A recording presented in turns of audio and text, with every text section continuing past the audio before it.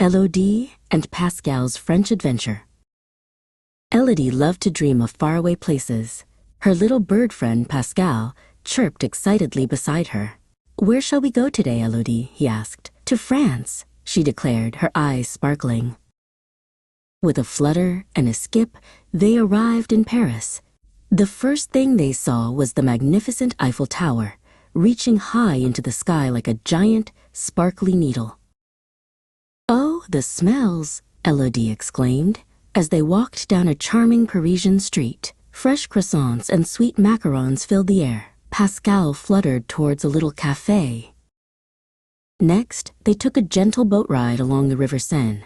Grand old buildings lined the banks, and a majestic cathedral stood tall, its stained glass windows shimmering. "Time for a change of scenery," Pascal chirped, leading Elodie south to the fields of Provence. Rows and rows of fragrant purple lavender stretched as far as the eye could see. Their journey took them to the enchanting Loire Valley, where ancient castles stood proudly, telling tales of knights and queens. Elodie imagined living in one. In a bustling village market, they discovered a rainbow of fresh fruits and an amazing array of cheeses. So many delicious things. Elodie giggled. Up, up, up they went to the majestic French Alps. Snowy peaks touched the clouds, and the air was crisp and cool. Pascal loved soaring around the mountaintops.